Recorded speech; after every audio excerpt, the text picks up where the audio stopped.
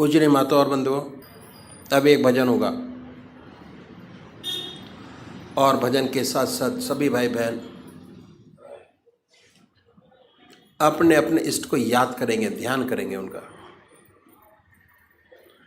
हमारा रास्ता ध्यान योग, ध्यान योग का है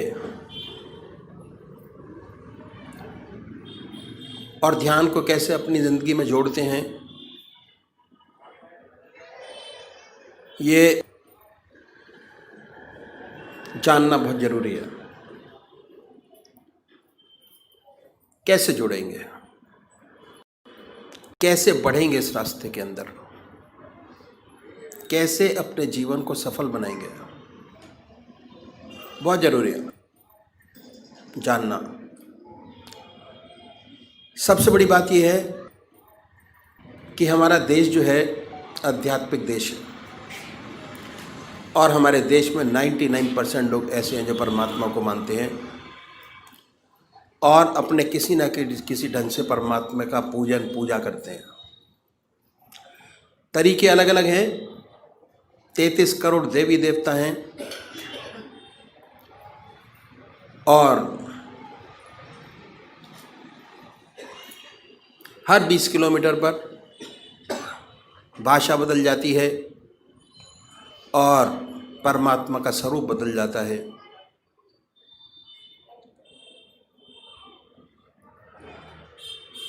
तो हम सब लोग जानते हैं कि परमात्मा ने हमें विवेक बुद्धि दी है, कर्म करने का अधिकार दिया है। बाकी 84 लाख योनियाँ भोग योनियाँ हैं। कितना सुंदर परमात्मा ने ये योनि हमको दी। परमात्मा की साया जब से पैदा हुए तब से हमारे साथ है और जब हम इस जहान को छोड़ के जाएंगे तब भी हमारे साथ है। समझने की ज़रूरत है कि कैसे परमात्मा की कृपा जन्म से अंत तक हमारे साथ है और ये मनुष्य जीवन के अंदर ही समझा जा सकता है और कोई योनि ऐसी नहीं है जो समझा सकती हो। परमात्मा ने बड़ी असीम दया कृपा कर हमको मनुष्य योनि प्रदान की। सबसे बड़ी देन।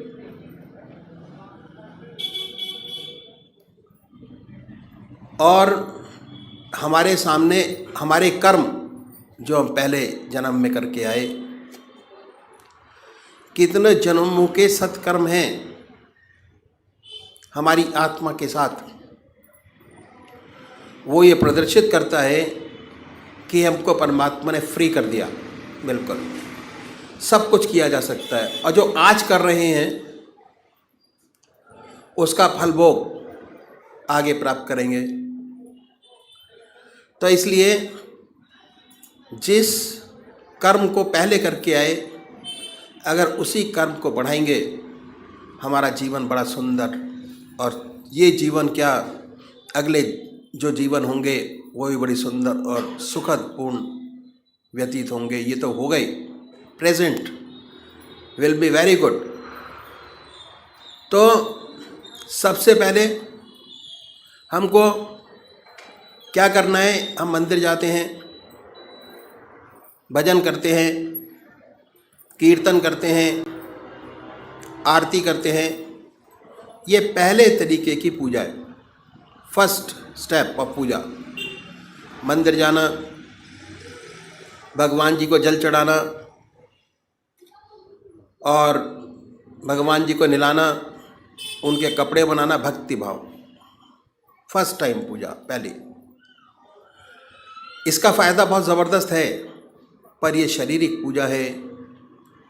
मन अपने काम में लगा रहता है और शरीर मंदिर जाते हुए आते हुए और उस समय भी स्थिर नहीं हो पाता। दूसरा तरीका है ध्यान योग, आनंद योग, सहज योग, मानसिक पूजा, मन से। उसमें शरीर तो इन्वॉल्व होता ही है, साथ साथ मन के अंदर ये धारणा रहती है कि हमारा इष्ट हमारे सामने विद्यमान है, और कंसंट्रेशन हमारा जो पहली पूजा है उससे थोड़ा अधिक बनना शुरू हो जाता है। हमारा रास्ता ध्यान योग का दूसरे नंबर का तरीका है, जिसमें मन और शरीर दोनों साथ साथ इन्वॉल्व होते हैं, और कंसंट्रेशन हमारा बहुत सुंदर और अच्छा बनता चला जाता है अपने इष्ट के चरणों में। तो सबसे पहली बात कि हमको एक इष्ट का चुनाव करना है। सबसे पहला काम जो साधक है, सबसे बड़ा उसका काम एक इष्ट का चुनाव करना, और वो भी जो आपकी आत्मा को सबसे प्यारा और सुंदर लगता है उसको चुने। कोई वे राम को मानते हैं, कोई कृष्ण को मानते हैं, कोई देवी को मानते हैं, कोई हनुमान जी को मानते हैं। जो जिसका इष्ट है, 33 करोड़ देवी देवता में अपने इष्ट को चुन लीजिए, जो आपकी आत्मा को सबसे प्यारा लगता है। 2 बत्ती अगरबत्ती जलाएं, बड़े प्यार से बैठिए सुखासन से। वह भी निश्चित कीजिए कि कौन सा आसन सब आपके मन को सबसे सुखदायी लगता है, जिसमें सबसे ज़्यादा सुख हो, उस आसन पर बैठें। उसके बाद धूप बत्ती अगरबत्ती जलाएं, धूप दीप करें, वातावरण शुद्ध करें, मन प्रसन्न हो। उसके बाद बड़े प्यार से बैठिए। अगर कोई भजन आपको आता है तो गाइए, नहीं आता तो भावना बनाएं। उसके बाद ये महसूस करें कि जो हमारा परमात्मा है, जिसमें परमात्मा की सबसे ऊंची भावना डाली हुई है, जो आपकी आत्मा को सबसे प्यारा लगता है,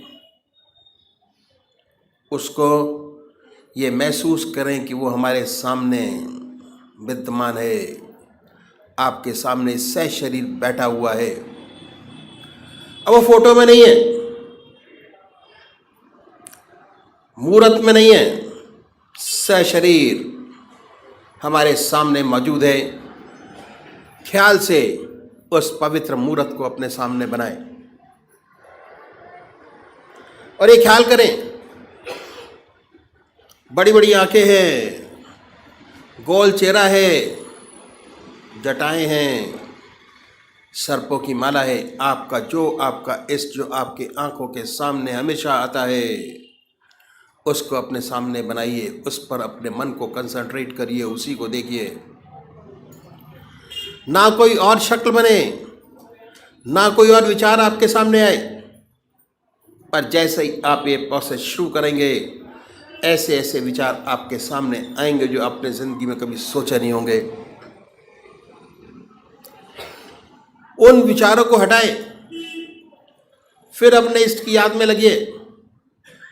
फिर अपने विचार को हटाएं, अपने इष्ट की याद में लगिए। अगर आज ये ध्यान करते हुए, अपने इष्ट की मूर्त बनाते हुए, दिल की हर धड़कन से अपने इष्ट का नाम लेते हुए अगर 100 विचार 1 मिनट में आते हैं, तो कुछ समय बाद अगर यही प्रैक्टिस आपने जारी रखी, उन विचारों में कमी आएगी, और उसके बाद एक दिन ऐसा आएगा कि आप बैठे होंगे और आपका इष्ट सामने होगा, ना कोई विचार होगा ना ख्याल। उसमें ऐसे तल्लीन होंगे, ऐसे खोए होंगे, कितनी मन को शांति मिलेगी। जितना मन पर भार होगा वो हल्का होगा, और ऐसी ऐसी समस्याएं हल होंगी जो जिंदगी में आपने सोचे नहीं होंगे कि ये भी हल होंगी। बहुत सुंदर समा होगा, बहुत मन खुश होगा। मन खुश, आत्मा खुश, प्रसन्नता ही प्रसन्नता है। समाज खुश, दूसरे हो भाई हैं, जो निराकार भगवान के उपासक हैं, ओम, अल्लाह, वाहिगुरु, वो नाम को चुने, बड़े प्यार से बैठिए और ये सुखासन से और ये ध्यान कीजिए कि हमारे मन से ओम नाम निकल रहा है, या जो नाम आपने चुना है वो निकलता है और वाइब्रेट करता है पूरे शरीर के अंदर। उसके वाइब्रेशंस को महसूस करें, उसकी प्रेजेंस को महसूस करें और उसके आनंद से आनंदित होइए। ये पूरा रास्ता ध्यान योग का आनंद ही आनंद का है। बस थोड़ा समझने की ज़रूरत है। जैसे जैसे चीज़ें आपको समझ आती चली जाएंगी, वैसे आपका मन हमारे शरीर के अंदर आनंद, चैतन्यता, खुशी हमारे मन के अंदर ही, हमारी आत्मा में है। जैसे जैसे उसकी पहचान होती चली जाएगी, उसके नज़दीक होते चले जाएंगे, आप आनंदित रहेंगे और सुंदर काम होगा, समाज की बेहतरी होगी और बड़ी सुंदर अवस्था आपकी होगी। तो अभी एक भजन होगा और भजन के साथ साथ सभी भाई बहन अपने अपने इष्ट का ध्यान करेंगे। जय सद्गुरुदेव, जय पदशरणम। गुरुवे दैवमु, गुरुवे सर्वमु, गुरुवे अमृतमु सर्वजनुలకు, गुरुवे दैवमु, गुरुवे सर्वमु, गुरुवे अमृतमु सर्वजनुలకు, పూర్వజన్మ సుకృతము ఫలము చేతను లభ్యమయ్యే బయ్యాజీ పాద కమలము, విడువను పాదము మరువను ధ్యానము, విడువను పాదము మరువను ధ్యానము, కరుణను చూపు తల్లి తండ్రి వారే, గురువే దైవము, గురువే సర్వము, గురువే అమృతము సర్వజనులకు, గురువే దైవము, గురువే సర్వము. విశ్వమంత వ్యాప్తి అయ్యవారి ప్రేమ, ధన్యులైరి చెంత చేరి ఎంతమందో, మార్గము చూపిరి మాయను బాపిరి, మార్గము చూపిరి మాయను బాపిరి, ఆత్మానందమొసగి ఆదరించిరి, గురువే దైవము, గురువే సర్వము, గురువే అమృతము సర్వజనులకు, గురువే దైవము, గురువే సర్వము. రామచంద్ర రఘువరులా దివ్య దీవెన, బ్రిజుమోహను యశుపాల్జీ ప్రేమదారలో, తొలగును తిమిరము కలుగును జ్ఞానము, తొలగును తిమిరము కలుగును జ్ఞానము, సద్గురు సేవ ఫలమే ముక్తి మోక్షము, గురువే దైవము, గురువే సర్వము, గురువే అమృతము సర్వజనులకు, గురువే దైవము, గురువే సర్వము.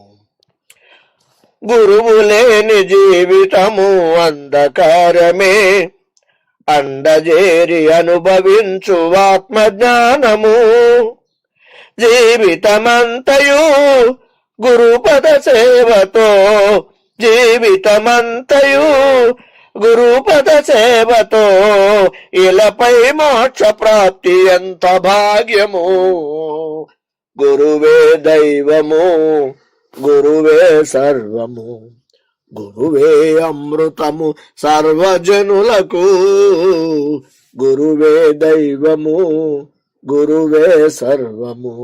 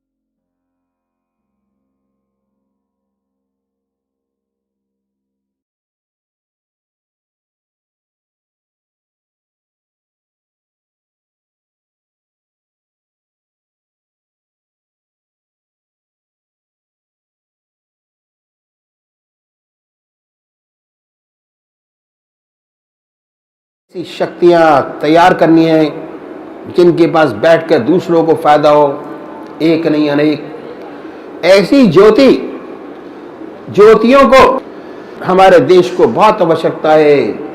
इसलिए लग लिपट कर अपनी आत्मिक शक्ति बढ़ाएं, खुद का कल्याण हो, दूसरों का कल्याण करें। खुद ब खुद इतनी शक्ति आप में आ जाए कि जहां बैठे जिससे बात करें आपकी तरफ आकर्षित होगा, आप में आकर्षण शक्ति पैदा हो जाएगी, एक मैग्नेटिज्म पैदा हो जाएगा। और ऐसे साधक को अनुभव होता है, उसे यह अनुभव होता रहता है कि कोई चुंबकीय शक्ति दांतों को, मसूड़ों को खींच रही है। स्पष्ट मालूम होता है कि मैग्नेटिक पावर हमारे अंदर है। आपको ऐसा मैग्नेटिज्म पैदा करना है ताकि अपना भी कल्याण हो और दूसरों का भी कल्याण हो सके। तो हमें ये 3 मंत्र सिद्ध करने, पहले बीज मंत्र के काबिल बनाइए, अपने आप को बनाइए। और जब तक चैन ना लें, जब तक चित्त की एकाग्रता आपको हासिल ना हो जाए, मैंने बताया कि यहाँ तो उपदेश और एक को दे देते हैं, बहुत ज़रूरी है। राम नाम से तो लगाना आवश्यक है, राम नाम लगे नहीं तो कैसे होगा। फिर फील्ड बनाना आपका काम है। फील्ड बनाकर जब तक चित्त की एकाग्रता हासिल ना हो जाए तब तक समझिए कि बीज मंत्र नहीं मिला। पता चल जाता है बीज मंत्र कब मिला, कैसे हुआ, छिपा थोड़ी रहता है। पूजा के माध्यम से पता हो जाता है, उपदेश है, दीक्षा है, कई बातें होती हैं, उसे अंदाज़ा हो जाता है कि हमारी स्थिति क्या है। हमें अपनी तरक्की करनी है, बीज मंत्र से उसको कीलक मंत्र बनाना है। ऐसा कील दे प्रभु के नाम का कि हर समय उसकी याद बनी रहे, एक भी क्षण उसकी याद के खाली ना जाए। जो हम काम कर रहे हैं उसमें ईश्वर की याद हो, ज़रा मन हटे, फौरन ईश्वर की याद। मान लीजिए कि दिमागी काम कर रहे हैं, जब तक काम कीजिए। दिमागी काम को करते करते भी एहसास होता है कि हाँ हो रहा है, और उस काम को करने के बाद तो फौरन ईश्वर की याद का एहसास हो जाना चाहिए। हो सकता है अगर दिमागी काम कर रहे हैं तो ध्यान थोड़ी सी कमी हो, लेकिन याद बराबर बनी रहेगी। जिसका मंत्र कीलक हो जाता है उसे तो याद कभी गायब नहीं होती, चाहे दिमागी काम करे या शारीरिक कैसा भी काम करे, बराबर मन प्रभु के चरणों में लगा रहता है। ये बहुत आवश्यक है। मैंने आपके सामने 3 मंत्र रखे, बीज मंत्र, कीलक मंत्र, शक्ति मंत्र। कैसे अपने अंदर वह शक्ति पैदा करें,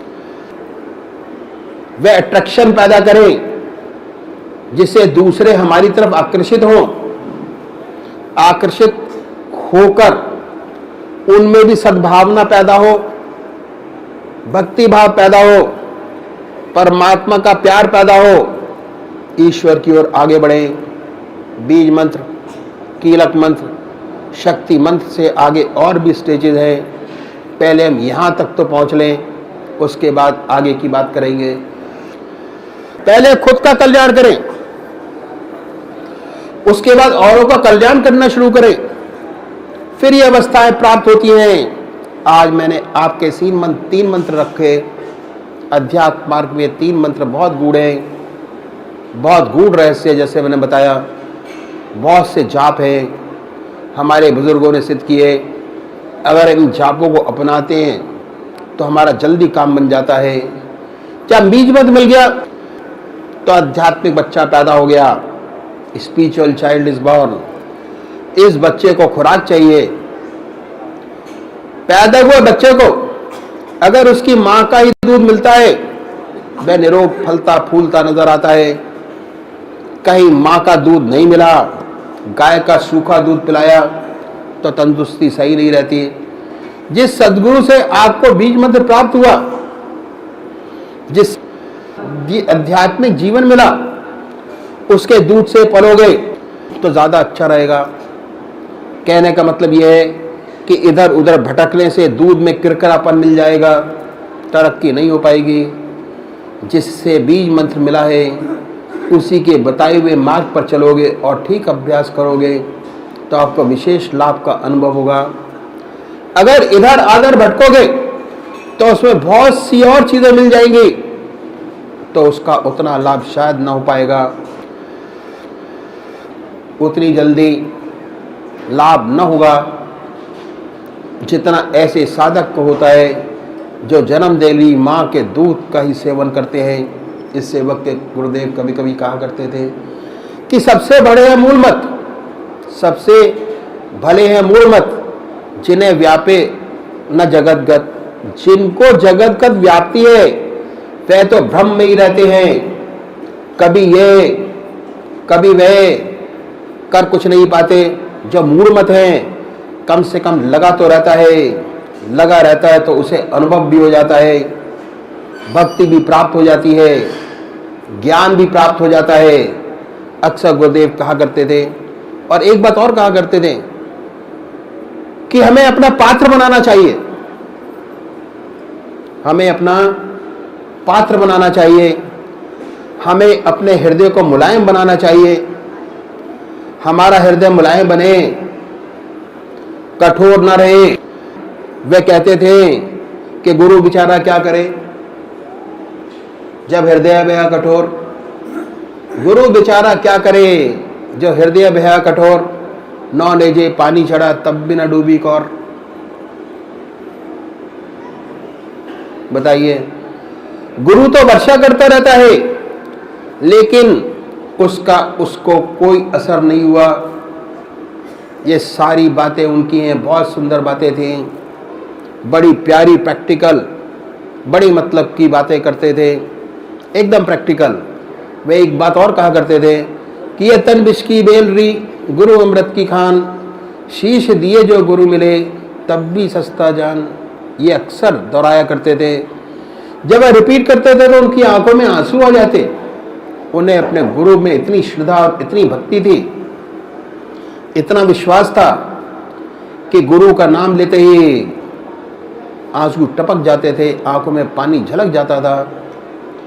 इतना प्रेम था उनका, इतना प्रेम उन्हें हृदय में अपने गुरु के प्रति था, ऐसी श्रद्धा थी, ऐसा अटूट विश्वास था। ये सारी बातें जो साधक के लिए बहुत आवश्यक है, जो मैंने आपके सामने रखी, बहुत जरूरी बात है।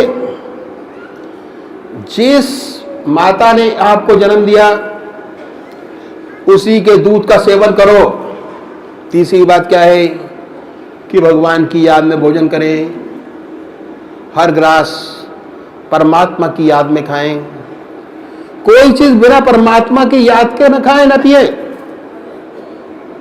चौथी बात, परमात्मा की याद में सोएं, भगवान की गहरी याद करके सोएं, बिना परमात्मा की याद के न सोएं। पांचवी बात, पेट भर के न खाएं। अगर 4 फुलके की भूख है तो 3 खाएं, 1 फुलका कम खाएं। व्रत रखना आसान है, 1 रोज भूखे रह जाना आसान है, लेकिन कम खाना मुश्किल है। सच्ची तपस्या तो यही है। अगर 4 फुलके की भूख है तो 1 छोड़ दीजिए, कम खाइए। इससे आलस नहीं सताएगा, अभ्यास ठीक बनेगा। छठी बात क्या है कि कम सो। कम सोने से मेरा मतलब ये नहीं कि सारी रात जागते रहो। हाँ, ऐसा ना हो कि आलस में पड़े रहो।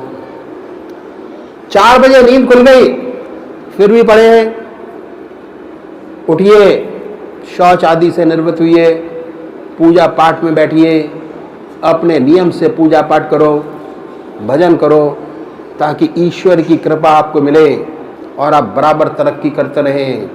ये कुछ खास बातें हैं। बीज मंत्र मिलने के बाद, आध्यात्मिक जन्म होने के बाद अक्सर इन बातों का अनुसरण करेंगे, इन बातों पे चलेंगे तो जल्दी कीलक मंत्र तक पहुंच जाएंगे। जब एक बार कीलक हो गया फिर काम आसान हो गया, फिर तो ऑटोमेटिक हो जाता है। फिर श्रद्धा और विश्वास होना चाहिए। अगर श्रद्धा और विश्वास है तो काम आपका अपने आप होता चला जाएगा। अगर श्रद्धा विश्वास में कमी आ गई, खत्म तो नहीं होगा, डॉर्मेंट हो जाएगा। एक तो खिला हुआ है, एक दबा हुआ है, ये चीज़ें दब जाती हैं। इसलिए श्रद्धा और विश्वास बहुत आवश्यक है। जिससे श्रद्धा और विश्वास बना रहता है वह साधक हमेशा तरक्की करता रहता है। अदब और आज्ञा पालन पर बड़ा जोर था उनका।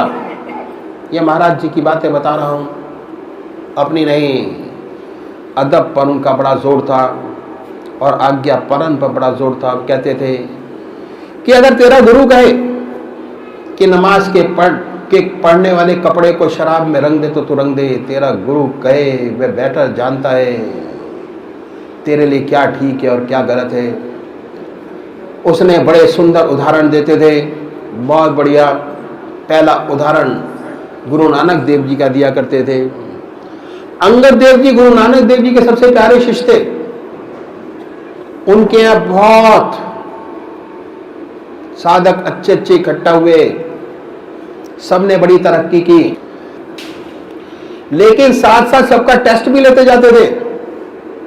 एक रोज गए सब शिष्यों को साथ लेकर, ऐसे राज से निकले जहां लाल ही लाल पड़े थे, लाल और हीरे। तो जिन्हें माया की तृष्णा थी उन्होंने खूब लाल और हीरे बटोरे, इकट्ठे किए, घर पर आके आराम से बैठ गए कि अब क्या है, संसारिक उनकी चीज पूरी हो गई, आराम से बैठिए। सत्संग की छुट्टी कर दी। उसके बाद फिर घूमने गए अन्य शिष्यों के साथ। ऐसी जगह पहुंचे जहां बहुत बहुत सुंदर युवतियां थीं, सब शादी करने के लिए तैयार थीं। बोले किस किस को शादी करनी है, बहुत से तैयार हो गए। वहां उनकी छुट्टी हो गई।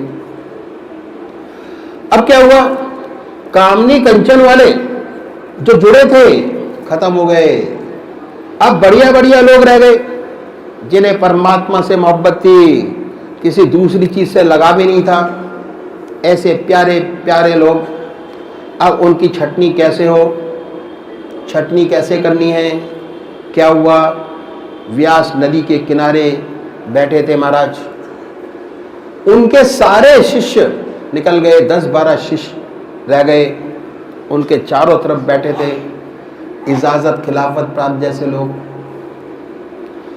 उनकी छटनी कैसे हो, महाराज ने देखा वहां नदी के किनारे एक लाश बहती चली आ रही है।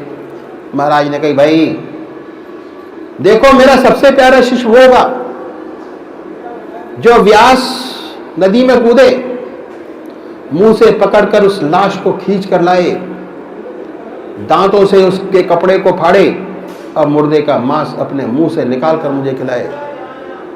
ये रखा। सब चौंक गए।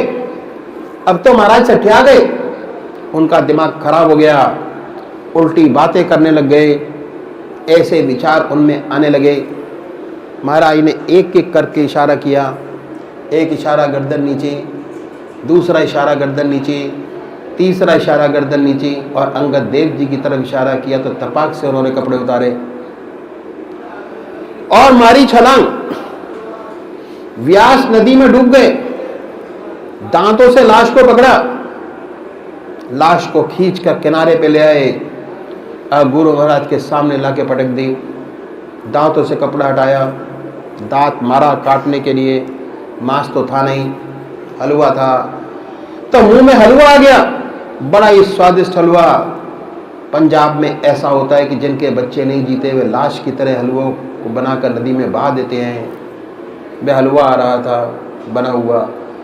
गुरु नानक देव जी ने कहा कि इसमें मेरा और तेरा हिस्सा है और किसी का नहीं। श्रद्धा और विश्वास जब भी बात होती तो वे अक्सर कहा करते थे कि अगर तेरा गुरु कहे कि तू नमाज के पढ़ने के कपड़े को शराब में रंग दे तो तू रंग दे।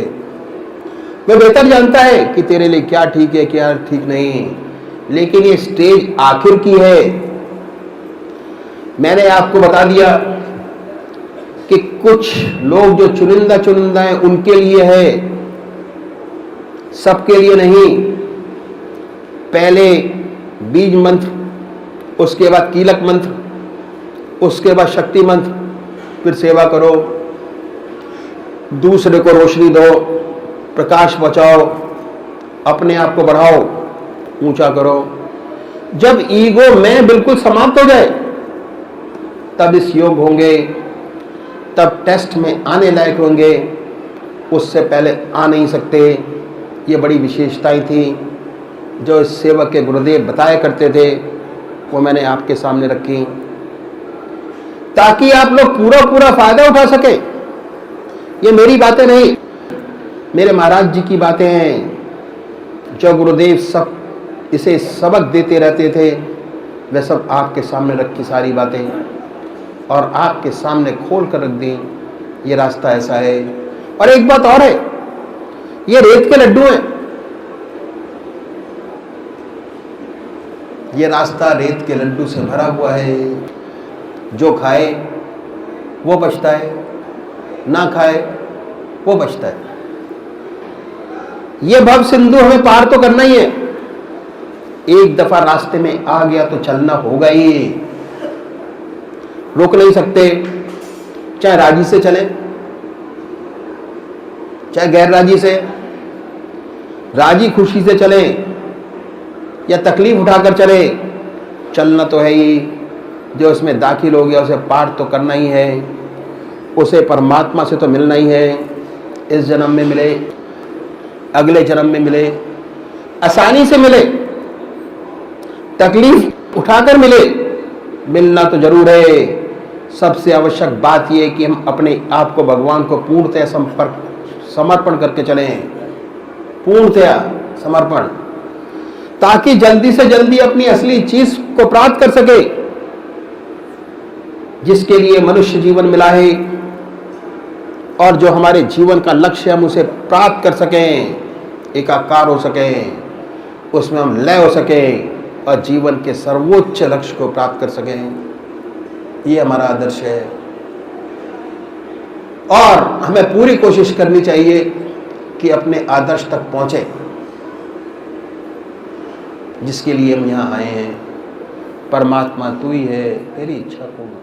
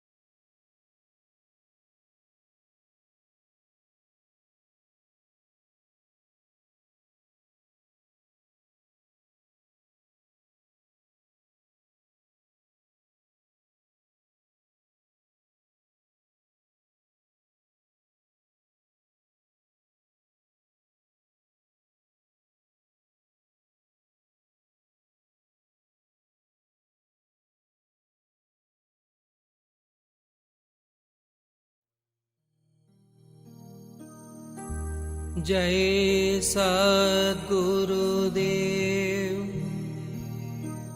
जय पद शरणं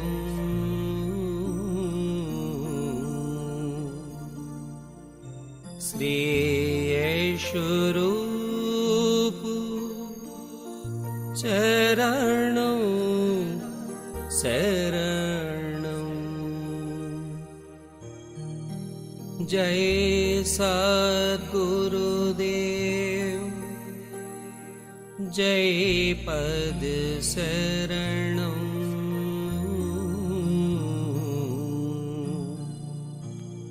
श्री यशोरूप चरणं शरणं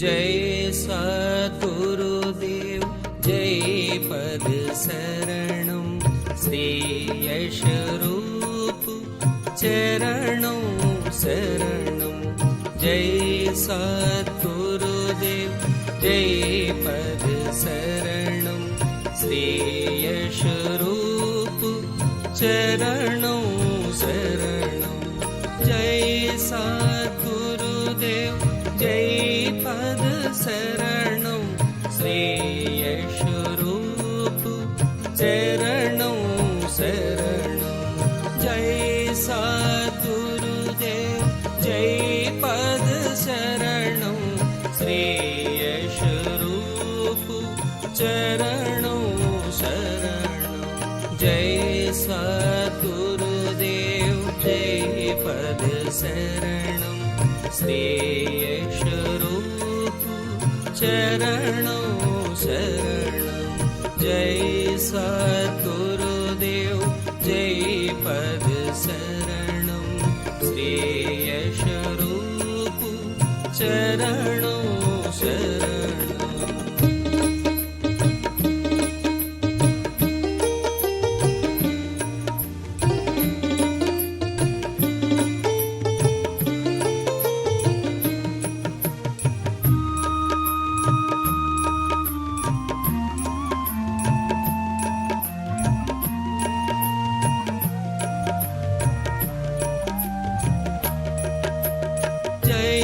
सद्गुरुदेव जय पद शरणं श्री यशोरूप चरणं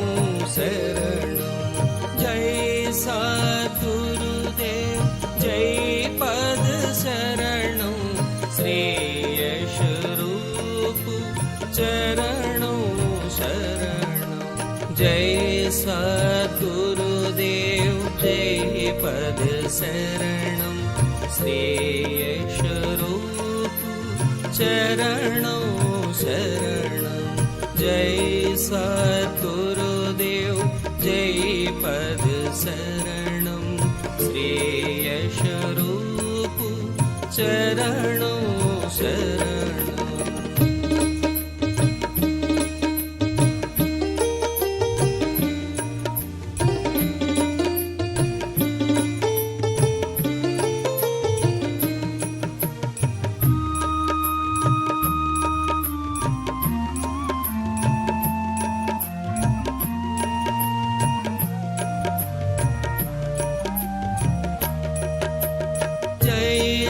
सद्गुरुदेव जय पद शरणं श्री यशोरूप चरणं शरणं जय सद्गुरुदेव जय पद शरणं श्री यशोरूप चरणं शरणं जय सद्गुरुदेव जय पद शरणं श्री यशोरूप चरणं शरणं जय सद्गुरुदेव जय पद शरणं श्री यशोरूप चरणं शरणं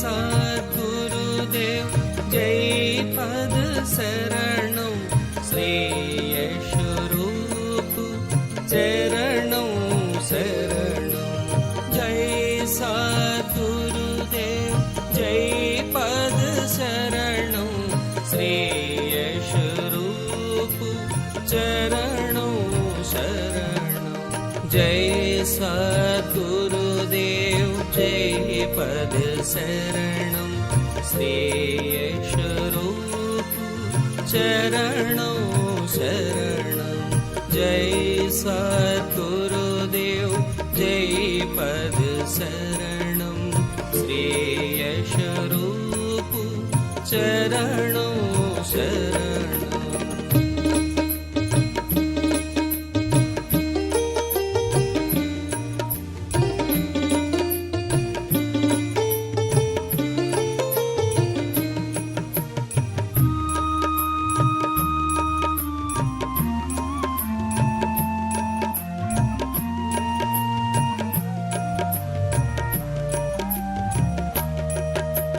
जय सद्गुरुदेव जय पद शरणं श्री यशरूप चरणं शरणं जय सद्गुरुदेव जय पद शरणं श्री यशरूप चरणं शरणं जय सद्गुरुदेव जय पद शरणं श्री यशरूप चरणं शरणं जय सद्गुरुदेव जय पद शरणं श्री यशरूप चरणं